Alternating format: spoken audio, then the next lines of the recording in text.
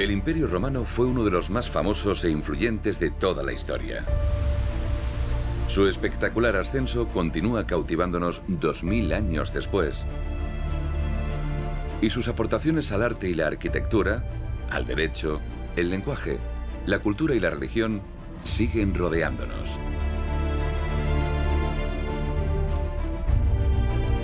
En su apogeo llegó a ocupar 7 millones de kilómetros cuadrados en 3 continentes distintos, llegando por el norte hasta Gran Bretaña y por el sur hasta Egipto. Y su historia comenzó en esta ciudad. Soy el arqueólogo Darius Aria y juntos vamos a descubrir las contribuciones de Roma, sus increíbles monumentos, sus hermosos paisajes, su estratégica organización y sus provincias y recursos. Estudiaremos la fundación de la ciudad y su evolución política, que impulsó la creación de muchas capitales, para apreciar el auténtico impacto de Roma en el resto del imperio. Y nuestro viaje va a comenzar a orillas del río Tíber. Roma, el ascenso del imperio.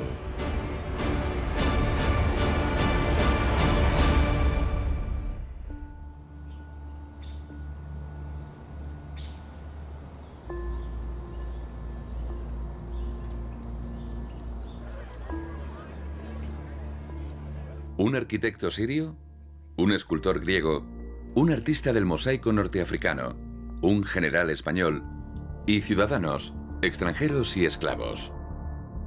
Todos dejaron un legado de conocimientos, de arte y arquitectura y de creencias y tradiciones, cuya influencia en Roma aún es muy visible hoy en día.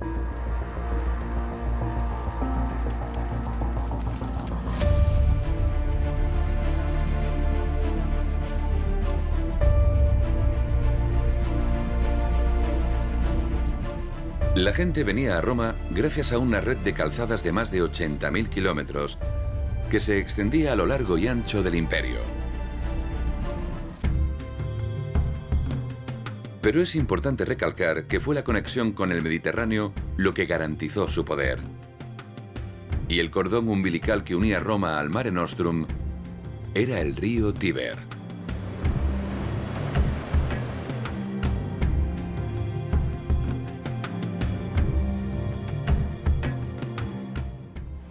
Incluso viviendo en Roma, es fácil olvidar que el Tíber está aquí, porque a finales del siglo XIX construyeron unos enormes diques que cambiaron nuestra percepción de la relación entre la antigua Roma y su vínculo con el Mediterráneo, el río Tíber. También fue por aquí donde, según la leyenda, Rómulo y Remo fueron empujados hasta una orilla, encontrados por la loba que los amamantó y más tarde por el pastor que los crió. Rómulo terminó fundando Roma en la colina palatina, donde más adelante se erigieron las mansiones de los senadores de la República y la residencia definitiva del emperador supremo. Y en esta historia jugaron un papel crucial el río Tíber y la isla tiberina.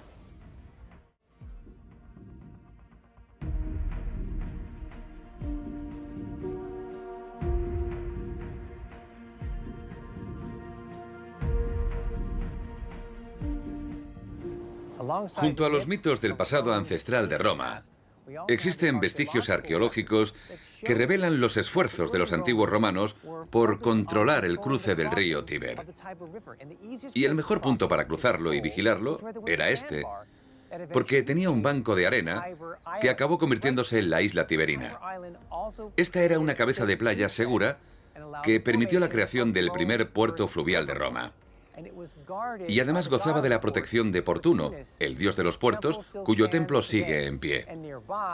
Y cerca de allí, en otro santuario, entre los restos arqueológicos, se encontraron montones de objetos procedentes de las transacciones comerciales entre los romanos y los etruscos, latinos y sabinos. Este era un lugar de intercambio cultural. El río Tíber era el conducto esencial que conectaba Roma y sus alrededores con el resto de los pueblos mediterráneos. Era la línea azul que conducía al Mediterráneo. Y ahí está el Trastevere, el famoso barrio, al otro lado del Tíber. Pero el verdadero desarrollo tuvo lugar aquí, en el actual centro histórico, donde se encontraba el campo de Marte, que era inundado con frecuencia por las crecidas del río Tíber. Así que aunque era una conexión esencial, obligaba a los romanos a convivir con los peligros de las inundaciones. Al principio extraían agua del río y de los manantiales de la ciudad, y después construyeron acueductos que abastecían a los baños, las residencias privadas y las fuentes públicas. Pero el agua usada era vertida al río, y lo mismo ocurría con las alcantarillas y la llamada cloaca máxima. Incluso los cuerpos de los criminales ejecutados terminaban en el Tíber, por eso no era un río en el que apeteciera nadar.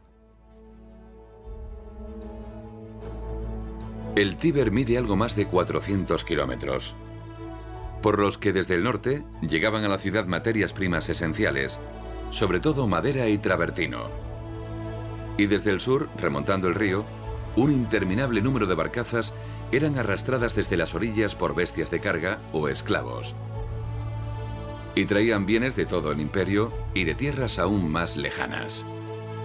Artículos de lujo, como seda china, incienso de Arabia, pimienta de la India, enormes cantidades de mármol y granito, y también alimentos básicos, como aceite de oliva de España y el norte de África, cereales y también vino. Y para imaginar cómo era el comercio en Roma, lo mejor es ir de compras.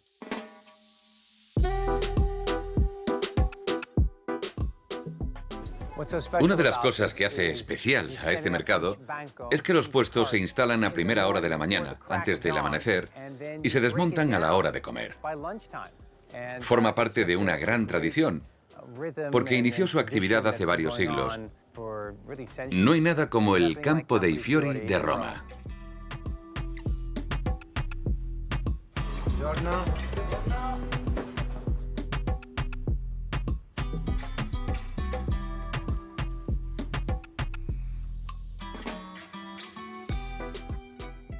Me encanta el Campo dei Fiori, porque siempre encuentras verduras frescas de temporada. Y esta es la temporada de las alcachofas y el puntarelle, que es una variedad de achicoria muy crujiente. Es una de mis favoritas.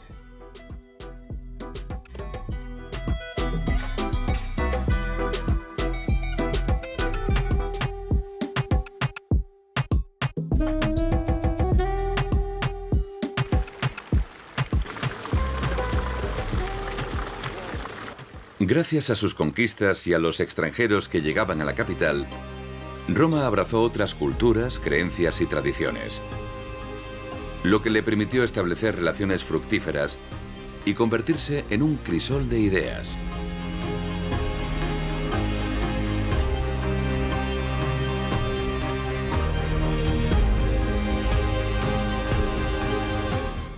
El Foro Romano fue el primer mercado de la antigua Roma. Estaba ubicado entre las colinas Palatina y Capitolina, y era un terreno pantanoso que fue desecado, y se convirtió en el centro religioso, político y económico de la antigua Roma. Albergaba estructuras cruciales para los romanos.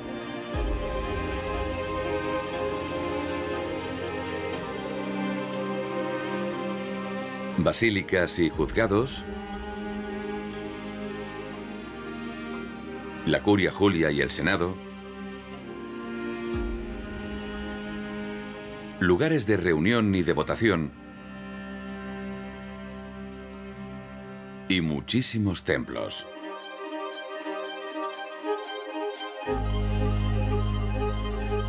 Pero terminó siendo un lugar atestado. Y Julio César, victorioso y acaudalado tras la conquista de las Galias, comenzó a expandir el foro hacia un espacio adyacente, al que llamó el Foro de César.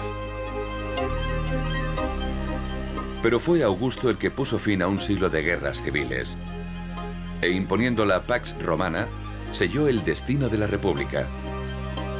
Y fue entonces cuando creó el Foro de Augusto, tanto para crear un escaparate que mostrara la gloria de Roma, como para asumir varias funciones anteriormente ubicadas en la colina capitolina y en el Foro Romano. El monumento central es el templo de Marte Vengador, que conmemoraba la derrota de los asesinos de Julio César, padre adoptivo de Augusto, y vengaba su muerte.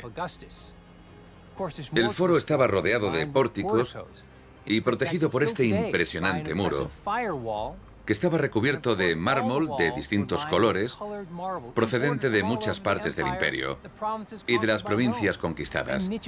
Y en los nichos había estatuas. Era un quién es quién de la historia de Roma.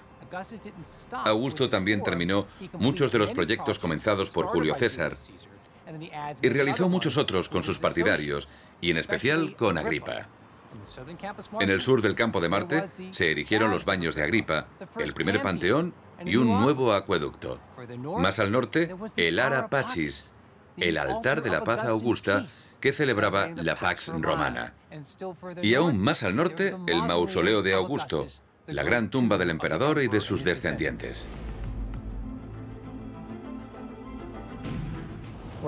A mediados del siglo II a.C., el auge de Roma fue ensombrecido por un siglo de guerras civiles, libradas por los generales Cayo Mario, Sila y Pompeyo.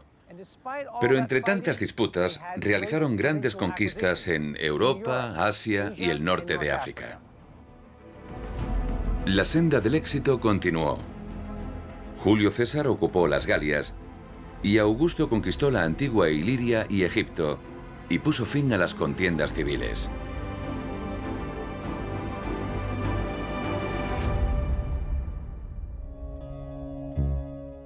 Augusto se convirtió en el gran innovador al dividir la ciudad en 14 regiones. Más adelante, Nerón abordó su reconstrucción tras el pavoroso incendio del año 64. Y otros emperadores, como los conquistadores Vespasiano y Trajano, siguieron su ejemplo.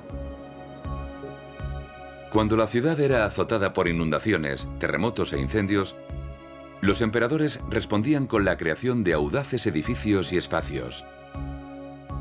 Pero Augusto inició todo el proceso. Él reorganizó la ciudad y las provincias y el propio ejército. Y también creó nuevas formas de impuestos para financiarlo todo, lo que garantizó que sucesivas dinastías gobernaran el imperio desde una capital digna de ello. Gran parte de la antigua Roma yace enterrada bajo las distintas capas de la historia y nos muestra sus facetas más íntimas, privadas y misteriosas.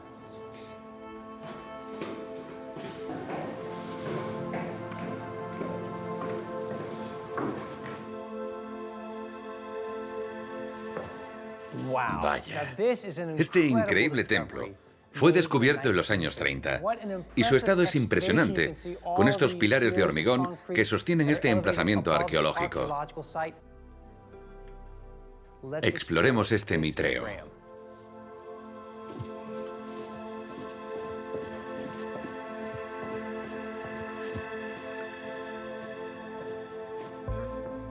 Esta estructura fue construida en el siglo II después de Cristo y era un gran monumento público.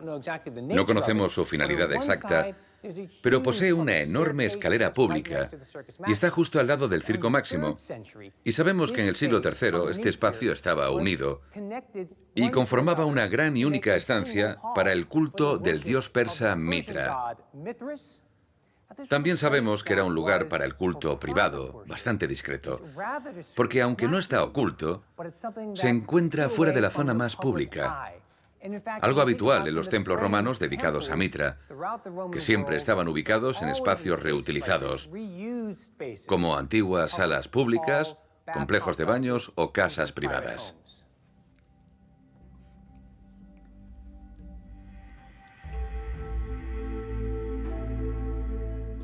En Roma se podía adorar a cualquier dios, y los dioses venían de todo el imperio, eran internacionales. Pero justo al otro lado, en la colina palatina, en la escuela conocida como Pedagogium, existen escritos que rechazaban el culto al dios cristiano. El cristianismo, al hacerse más visible, fue objeto de persecuciones y burlas, como revela este dibujo, en el que Dios aparece con una cabeza de asno. Cuando los primeros cristianos dejaron de rendir culto de forma privada y se mostraron en público, afrontaron riesgos inevitables, algo que tal vez no esperaban, porque provenían de la muy arraigada comunidad judía, sin tener en cuenta que el que contrariaba a las autoridades siempre era castigado. Muchos grupos fueron expulsados: astrólogos, filósofos, adoradores de los dioses egipcios y también judíos. Todos debían ser conscientes de que si se enfrentaban a la ciudad de Roma o al emperador, las cosas no saldrían bien. Algo que asumieron los creyentes del dios Mitra, que al actuar con gran discreción no fueron perseguidos, al contrario que los primeros cristianos de Roma.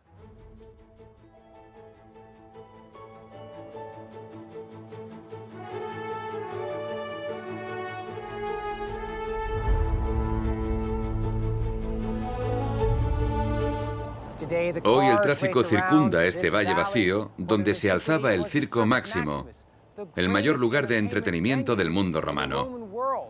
Y en él, hasta 250.000 espectadores presenciaban carreras de cuadrigas, cacerías, animales salvajes y en ocasiones desfiles triunfales que celebraban las grandes victorias de Roma.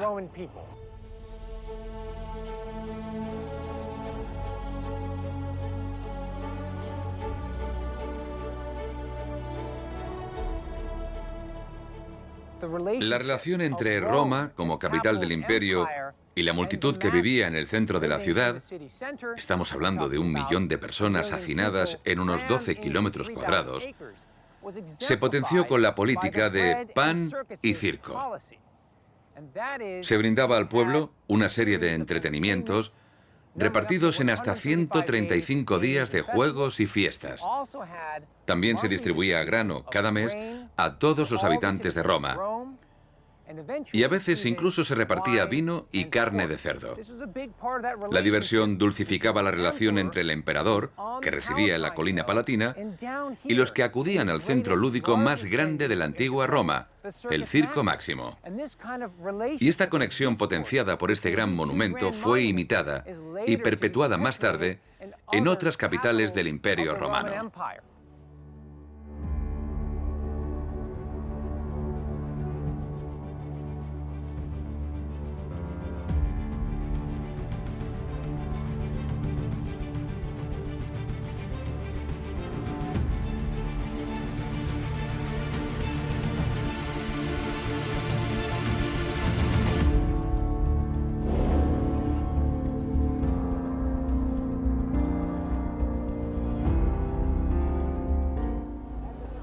Roma, a pesar de su éxito, fue perdiendo importancia en el plano político, lo que en gran parte se debió a que el emperador estaba cada vez menos presente en la ciudad.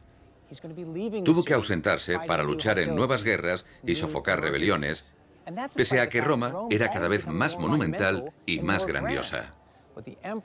El emperador debía estar en las fronteras del imperio para hacer frente a cada nueva revuelta y a los nuevos enemigos del Estado. Y eso impulsó la creación de nuevas Romas, de Tréveris a Sirmio, de Milán a Nicomedia y finalmente a Constantinopla. En ocasiones incluso hubo varios emperadores, que unas veces trabajaron juntos y otras lucharon entre sí. Y su población también se expandió. Los primeros romanos vivían aquí, pero después se expandieron por Italia y en el año 212 después de Cristo por todas las provincias. Y eso hizo que la percepción de la ciudad de Roma como capital fuera cambiando con el tiempo, porque la idea imperial de Roma era más grandiosa que la propia capital.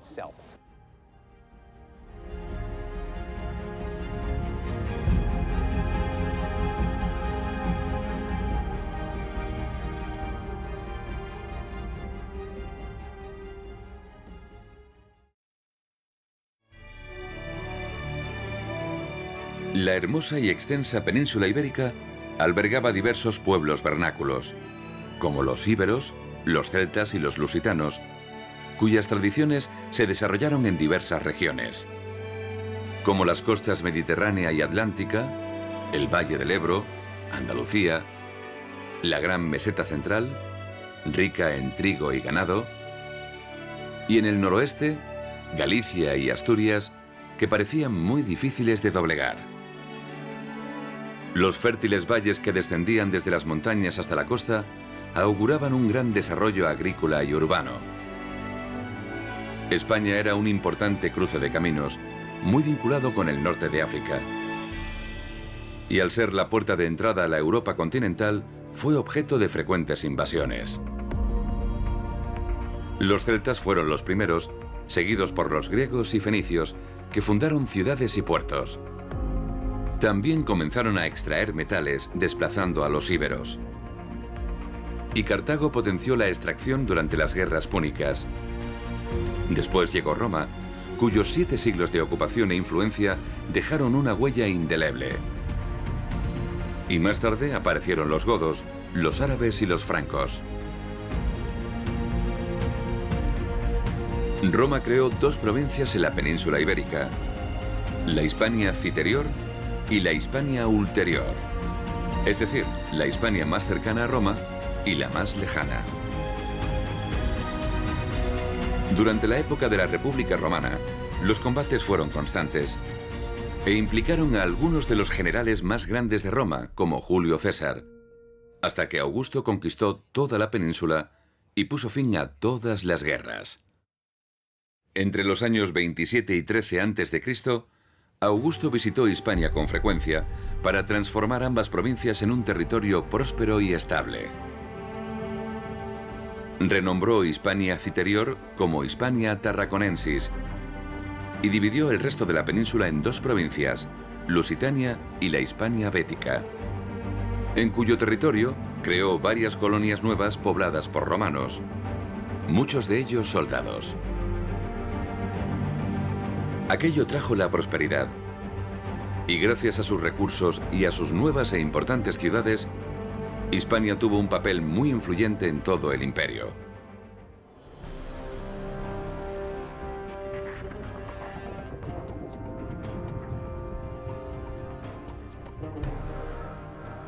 El río Tinto, con su agua teñida, nace en la sierra de Padre Caro, y su increíble aspecto es impactante.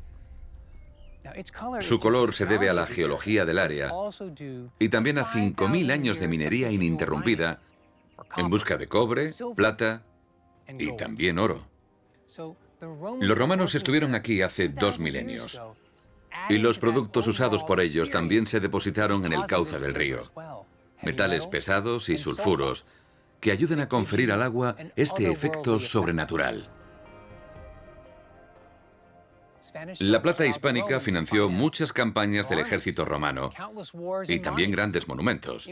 Y fue la plata extraída en las inmediaciones de este río lo que permitió crear la moneda del imperio, el denario de plata, que pesaba 4 gramos y equivalía a 10 ases de bronce. El denario fue como el dólar del mundo antiguo. La extracción de plata era una tarea difícil y laboriosa. Plinio el Viejo fue procurador en Hispania durante los años 73 y 74 después de Cristo y dejó escrito que las minas de plata de la zona del río Tinto eran las mayores del imperio. También mencionó una mina de Cartagena llamada Bae Belo, que primero explotó Aníbal y después los romanos, y producía casi 100 kilos de plata al día. En el Museo Minero de la Fundación Río Tinto podemos ver cómo era la minería en aquella época. Esta reconstrucción muestra lo limitado que era el espacio en el que trabajaban los mineros en el mundo antiguo. En esta mina había galerías de cerca de 2 kilómetros a profundidades de hasta 150 metros por debajo del nivel freático. Plinio el Viejo estuvo aquí y en sus escritos contó que usaban norias, algo que confirman los restos encontrados en las minas de la zona.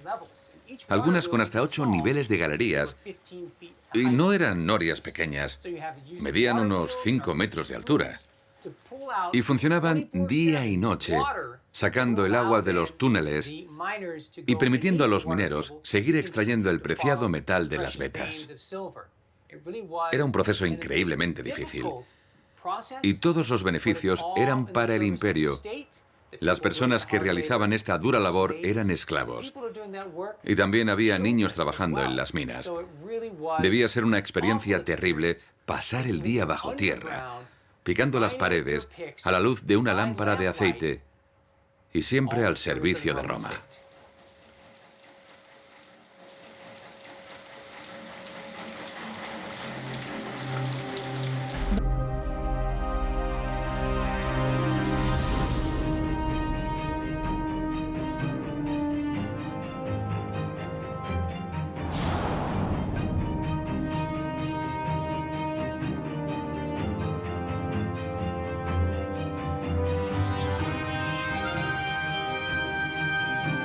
La ciudad de Mérida fue la capital de la provincia de Lusitania y era una verdadera Roma en miniatura. Comenzó siendo la colonia Augusta Emérita y casi todos sus distinguidos habitantes eran soldados licenciados de la Quinta Legión Alondra y la 10ª Gémina, que habían combatido en Hispania. Mérida se fundó en el año 25 después de Cristo, tras el triunfo en las guerras cántabras, en una intersección estratégica de las nuevas calzadas romanas, realzada por el inmenso puente sobre el Guadiana. Fue una gran demostración de poder. Con sus 60 arcos y casi 800 metros, el puente de Mérida es el puente más largo creado durante el Imperio Romano, que aún se mantiene en pie. Es una hermosa muestra de la destreza romana.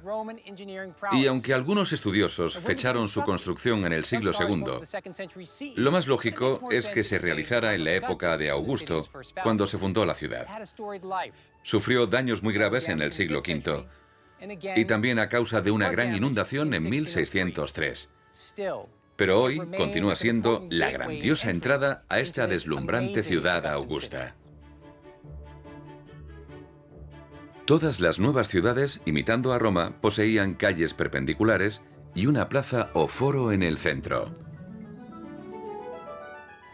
Aunque gran parte del foro permanece oculto bajo las calles y casas modernas, aún quedan secciones que revelan la magnificencia de esta ciudad, como el Forum Adiectium, el pórtico del foro, que fue construido imitando a los pórticos de la Roma Augusta, lo que fue un homenaje a Roma, y en particular a Augusto. En su arquitectura y sus esculturas, vemos muchos detalles que son exactos a los de Roma, empezando por la figura de Augusto. También hay escudos que representan a Júpiter alternados con cariátides. Esos dos elementos son idénticos a los del foro de Augusto de Roma, en cuyo muro vimos estatuas de muchos personajes importantes de la historia del imperio. Y en el de Mérida también vemos estatuas en nichos, y cada una tiene una placa de mármol que indica a quién representa y cuál fue su contribución a la historia de Roma, algo en lo que también imita los detalles del foro de Augusto. Caminando calle abajo, encontramos el llamado Templo de Diana, que no estaba dedicado a la diosa cazadora, sino a la adoración a los emperadores, empezando por Augusto. Adorar a Augusto como si fuera un dios estaba prohibido en Roma, pero en las provincias era distinto, y su conservación es magnífica. Este templo de granito fue incorporado a la mansión de un noble en el siglo XVI, pero hoy vuelve a estar aislado y es uno de los mejor conservados de la Hispania romana.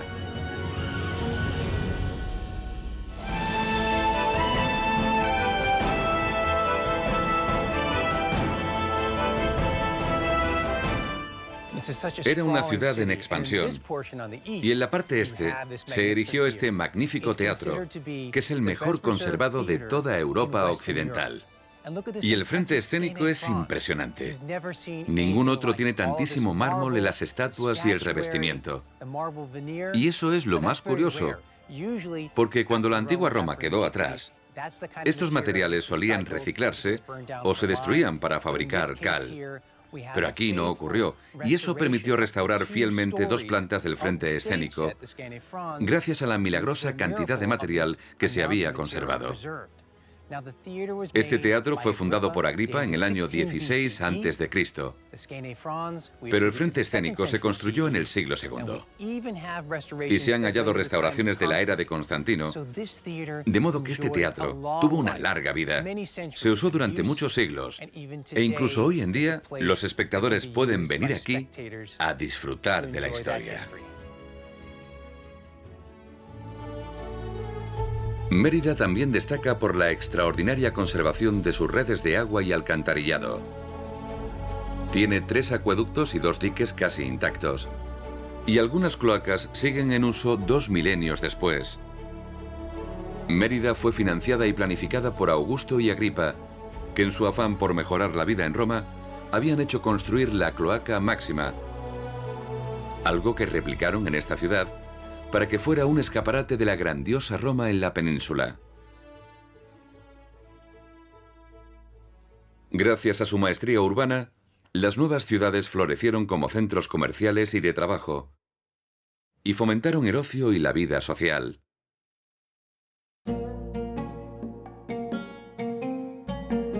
Y en una de ellas se construyó el acueducto más espectacular de todo el imperio, el Acueducto de Segovia, cuya belleza, elegancia y durabilidad son legendarias. El inicio del acueducto está a 15 kilómetros en el río Frío, y por este canal que veis aquí, entraba en la ciudad. Cuando el agua llegaba a esta parte, pasaba a este enorme pozo, lo que servía, según los principios de Vitruvio, para decantar las impurezas. Aquí podían cerrar el canal principal para arrastrar esas impurezas por un canal secundario y evitar que llegaran a las canalizaciones públicas. Es una construcción sencilla, pero muy ingeniosa, que hace que sea tan especial.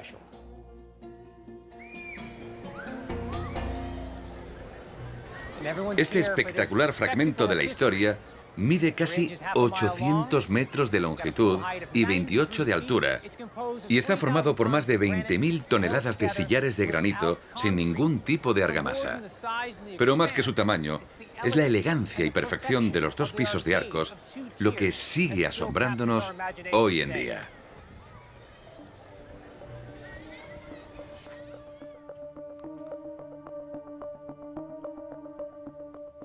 Siempre hemos creído que su constructor fue Augusto, pero una nueva interpretación de los datos sugiere que fue Trajano. En el rectángulo central aún existen los agujeros en los que se sujetaban las letras de bronce con el nombre del autor, pero como desaparecieron hace mucho, seguimos sin saber quién lo inauguró. Sus 2 nichos albergaban dioses protectores, y uno de ellos era Hércules, que según una leyenda fundó Segovia. Pero tras la Reconquista fueron reemplazados por San Sebastián y la Virgen María.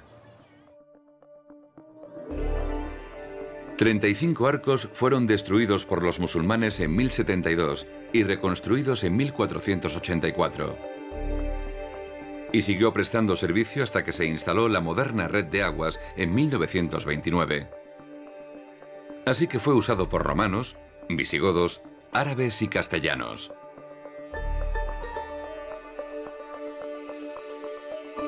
Sexto Julio Frontino, en su informe oficial sobre los acueductos del imperio, afirmaba que eran un solemne símbolo de la grandeza de Roma, y el de Segovia fue, sin duda, el más espléndido.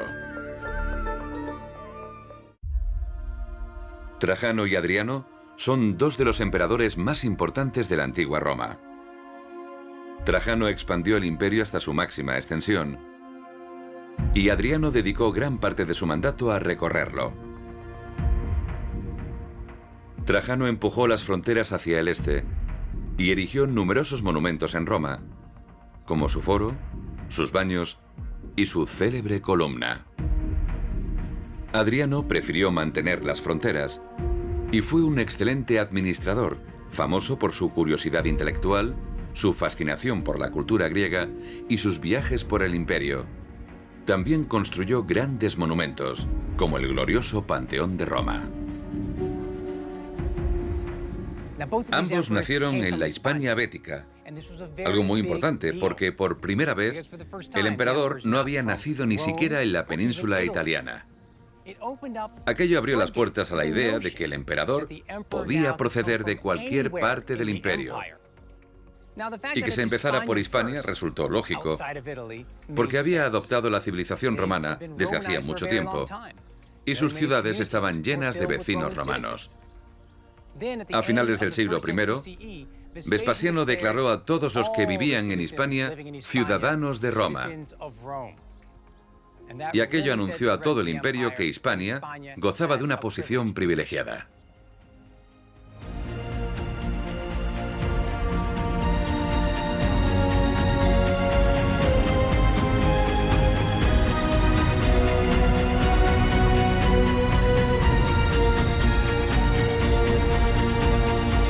Trajano nació aquí, en Itálica, y es muy posible que Adriano también.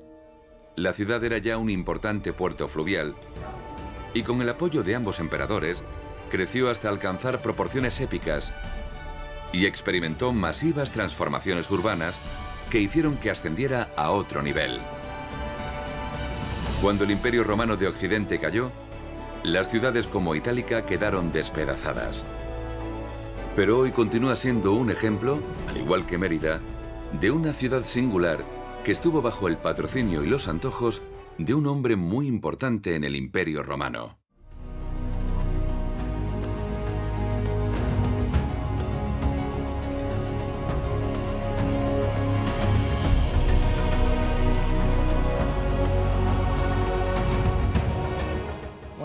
El anfiteatro de Adriano, en la antigua Itálica, se convirtió en uno de los más grandes e impresionantes de todo el imperio.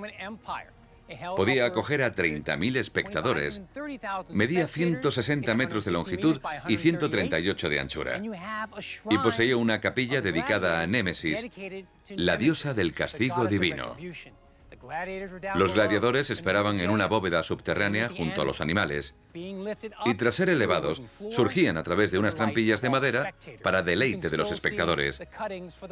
Aún son visibles los huecos por los que ascendían. Esta estructura es un buen ejemplo de una construcción colosal, hecha gracias a una ingente y generosa financiación. Todo era posible en el Imperio Romano con la ayuda del emperador.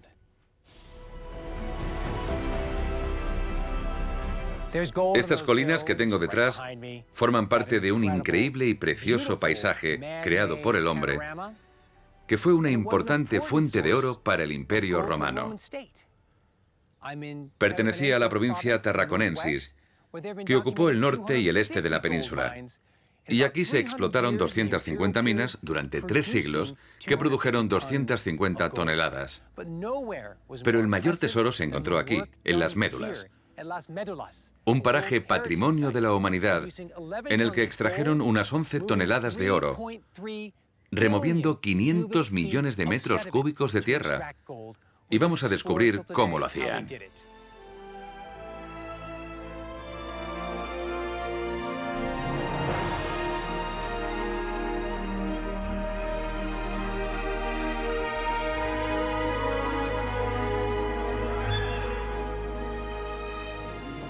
Pasear por los pasadizos de las médulas es una experiencia increíble, sobre todo cuando te paras a pensar en el extenuante trabajo que conllevó la construcción de todas estas galerías. Y lo hicieron picando con rudimentarias herramientas de hierro y apartando piedras, tierra y muchas veces rocas enormes. Extraer oro implicaba un inmenso trabajo.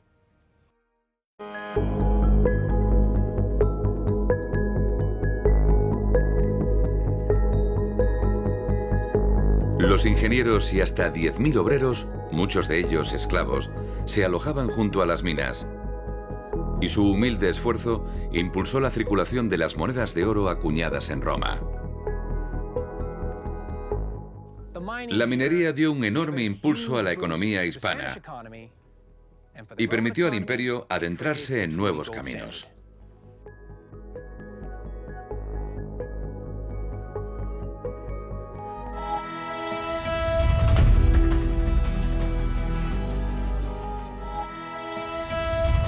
Partiendo desde Hispania, el imperio cruzó el Mediterráneo hasta el actual Marruecos, donde los vestigios romanos son muy visibles. Marruecos posee un relieve muy variado y climas diversos. Ocupa casi 450.000 kilómetros cuadrados y es uno de los 3 únicos países con costas bañadas por el Mediterráneo y también por el Atlántico. Su enorme cadena montañosa, la cordillera del Atlas, se eleva a más de 4.000 metros de altitud y atraviesa el país entero, atrapando la humedad que riega sus ricas zonas agrícolas. Pero Marruecos también posee hermosos e inmensos desiertos, por los que circularon rutas comerciales de gran trascendencia histórica. Los árabes llamaron a esta región Al-Magreb Al-Aqsa, el extremo occidental, y en ella se extendía la antigua Mauritania, el reino de los mauros, cuyas tribus autóctonas comenzaron a unirse tras la creación de puestos avanzados púnicos como Tingis y Lixus. Gracias al provechoso comercio con la ciudad de Cartago, las tribus bereberes organizaron su propio reino, la antigua Mauritania, que se expandió hasta Argelia. Pero Cartago fue doblegada por Roma en el año 146 a.C. y Mauritania se convirtió en un reino subordinado clientelar y más tarde en provincia romana. Tras la caída de la antigua Roma, los árabes conquistaron este territorio en el siglo VII, lo que transformó aún más la tierra de los bereberes. Pero a lo largo de su historia, Marruecos ha permanecido ligado a Europa y sobre todo a España y también a la cultura subsahariana, por lo que es árabe, bereber y europeo. Sigue siendo una encrucijada comercial y un valioso crisol en el que se mezclan las culturas europeas, norteafricanas y subsaharianas.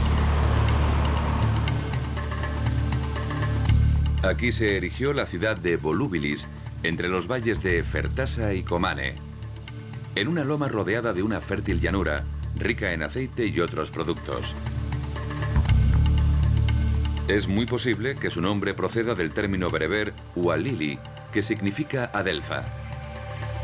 Y 2000 años después, esta zona sigue siendo pródiga en olivos y cereales. También suministraba animales salvajes para los juegos de la antigua Roma, justo en los límites del imperio.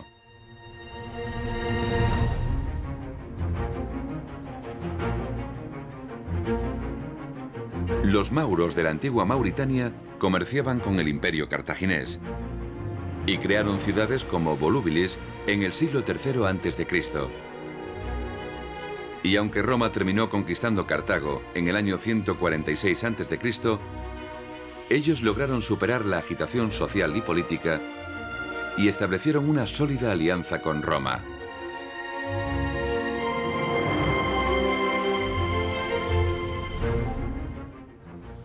En el año 25 a.C., Mauritania se convirtió en un reino clientelar de Roma, bajo el reinado de Yuba II.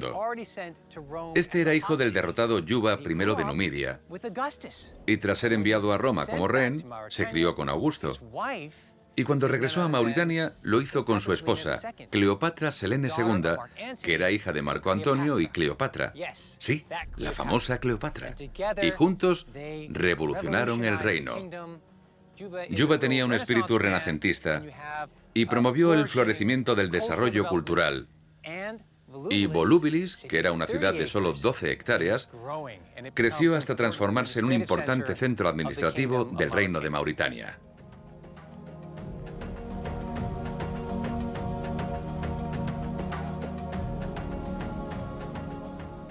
Pero unos años después, el emperador Calígula llamó al hijo y sucesor de ambos, el rey Ptolomeo, y en Roma ordenó su muerte y convirtió a Mauritania en una provincia romana. Después se produjo una sublevación liderada por Edemón, un esclavo liberado por Ptolomeo que duró varios años.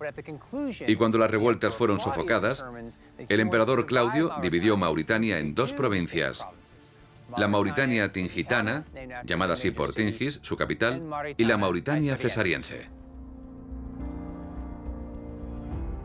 Bajo el dominio romano, Volubilis floreció y se expandió, pero la nueva ciudad se construyó con otra orientación y sobre una cuadrícula diferente, lo que hizo desaparecer gran parte de la ciudad original, como el santuario del dios púnico Baal, en cuya ubicación se erigió un templo de Júpiter capitolino, semejante al de cualquier otra ciudad romana.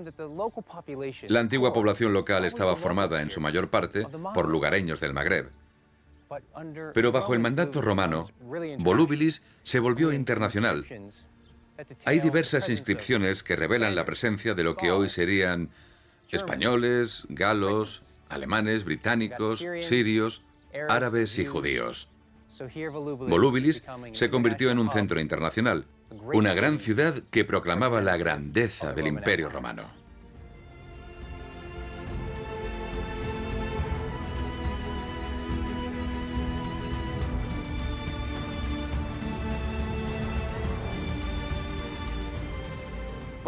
Pero en el año 285, los romanos abandonaron la ciudad para siempre.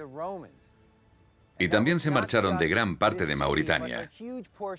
Y cuando las tribus locales ocuparon este territorio, los romanos no trataron de recuperarlo, porque estaba demasiado al sur, y preferían quedarse en la costa del Mediterráneo.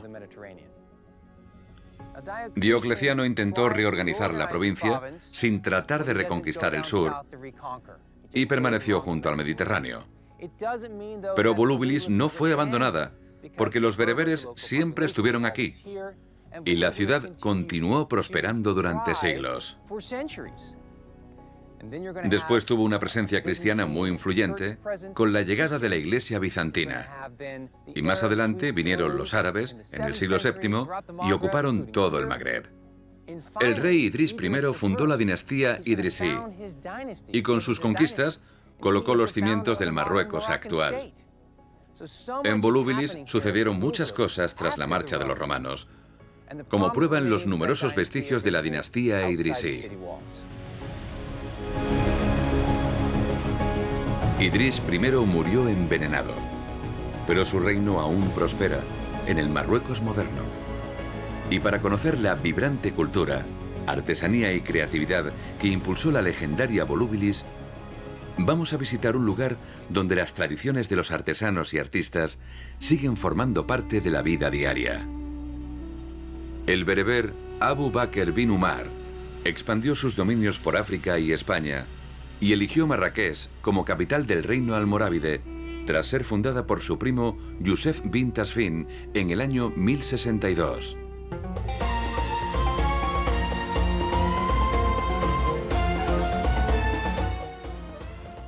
Marrakech procede de un término bereber que significa tierra de Dios o hijos de Kush, y es una palabra que designó a todo el país hasta bien entrado el siglo XX. El diseño de la ciudad y las murallas que rodean el centro son de principios del siglo XII. Y en el subsuelo está el Qanat, el sistema subterráneo de canalización de aguas, que también llaman Qetara. Las murallas medían casi 18 kilómetros, solo uno menos que la longitud original de las murallas aurelianas de la antigua Roma. Para su construcción se utilizó arenisca roja local, lo que creó los sobrenombres de Marrakech, Ciudad Roja o Ciudad Ocre. Las influencias arquitectónicas son notables. Y con la cordillera del Atlas como telón de fondo y el río Tensift en las proximidades, la ciudad de Marrakech se convirtió en un poderoso centro religioso, cultural y económico para el Magreb y el África subsahariana. En 1668, Marrakech fue tomada por los alawitas, la dinastía que sigue gobernando Marruecos. Y estos promovieron el culto a las tumbas de los llamados 7 santos de Marrakech, que están repartidas por toda la ciudad. También trasladaron la capital de Marrakech a Fez, luego a Mequinez y por fin a Rabat. Pero el encanto, el colorido y la energía creativa de Marrakech siguen atrayendo a visitantes de todo el mundo que desean vivir experiencias nuevas, con un toque del glorioso pasado, algo que podemos experimentar en todas las ciudades del Imperio Romano. Los mercados de la moderna Marrakech son tan vibrantes como los de la antigua Roma. El color, los sonidos y los olores de los zocos de la Medina llenan tus sentidos. En el zoco Adadín se encuentran los herreros y en el Quimaquín los fabricantes de instrumentos. En el zoco Huari hay cestería y madera. Luego está el Semarín para la ropa y los de las babuchas, los curtidores, las especias, los joyeros y los tapices y alfombras. E incluso hay una zona que se recuerda como el antiguo mercado de esclavos.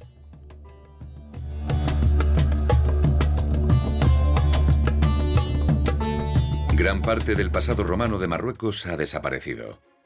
Pero en Marrakech, con su rica artesanía tradicional y su bullicioso comercio, aún podemos percibir la esencia de la vibrante cultura romana. Y a menos de 200 kilómetros existe otra joya, el Casar de Aït Ben Haddou, que se alza casi intacto junto a la cordillera del Atlas, gracias a los constantes trabajos de restauración. El Imperio Romano cimentó parte de su enorme éxito en las negociaciones con las poblaciones locales, lo que, como hemos visto en Marruecos, permitió a las tribus mauritanas y bereberes florecer en su tierra, dentro del marco de la antigua Roma. El gran imperio terminó desapareciendo, y sobre sus ciudades abandonadas se construyeron otras, y las nuevas dinastías islámicas abrieron sus propios caminos, forjaron un futuro prometedor y construyeron un rico patrimonio cultural y religioso.